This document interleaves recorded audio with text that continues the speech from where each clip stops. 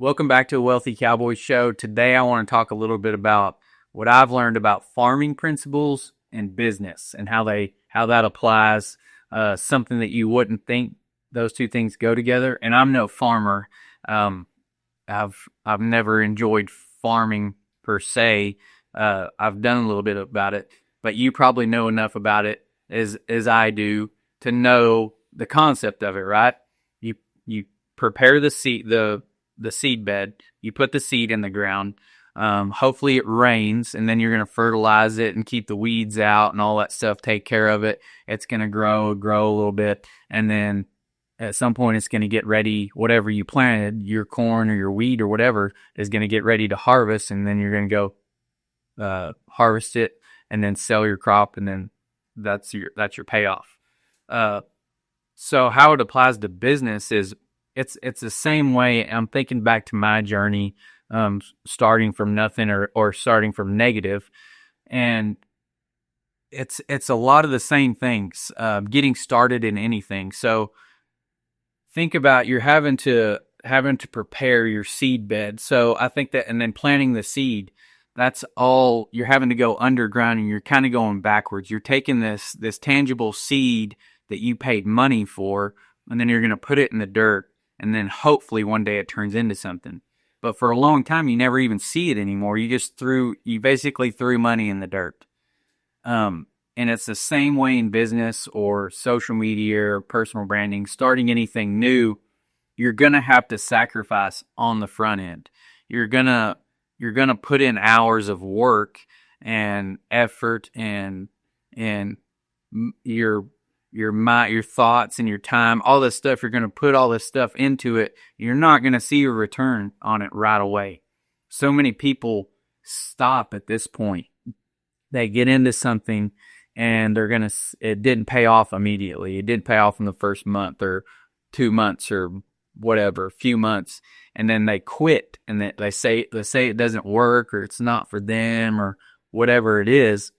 But the truth is they quit before it was time for them to sprout and then to grow and then for them to reap the harvest.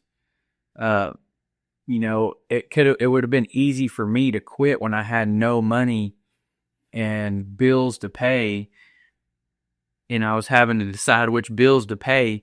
It would have been easy for me to quit and say that it didn't work. But I knew that I was in that phase of growth. And then if I kept at it and I kept watering that seed and taking care of it, eventually I would get to harvest the reward and get paid off for that seed. So there's a lot of principles there.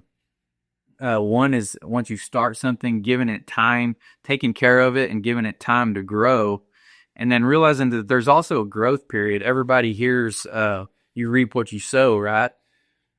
But everybody forgets about the growth period. And you want to be realistic on your payoff. Like, you don't want to plant the seed and put all this work in to get this $1,000 payoff at the end of 2 years and all this time and effort that you put in. But what if your payoff, you put 5 years in, you water this seed and take care of this plant, and it sprouts and it grows and bigger and bigger and bigger. And then at the end of 5 years, you get to harvest it, and then you're set up for 20 years of your life or the rest of your life or whatever it is. There are opportunities out there like that. So you want to be realistic about the opportunity, about the time you're putting in. But if somebody else has done it before you, then you have to know that you can do it also. But let's be realistic about the timeline and be realistic about how you get there. I'm not saying it's going to be easy. Just like being a farmer, you have to contend with weeds. You have to contend with drought. You have to contend with parasites and bugs and pests and all that stuff getting in and tearing your crop up. There's going to be stuff coming at you all the time, but it's just going to be, when I heard that analogy, it just blew my mind. Like I said, I'm not a farmer or anything, but just the concept of that you're going backwards and you're going into the ground, planting those roots, and you're having to do a lot of work that you're not going to get rewarded for a long time.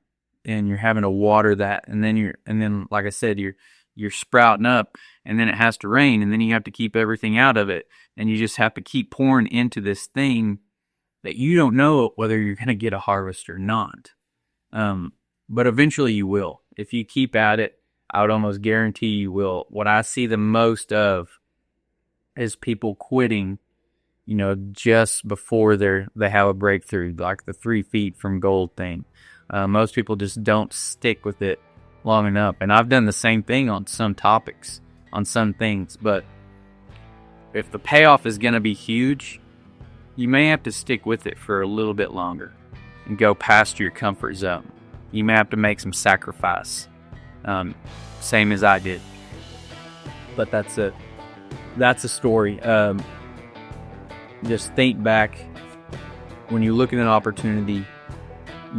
Realize that when you get into it, there's going to be a lot of work that you may think is not going to pay off, and it may not pay off for a long time.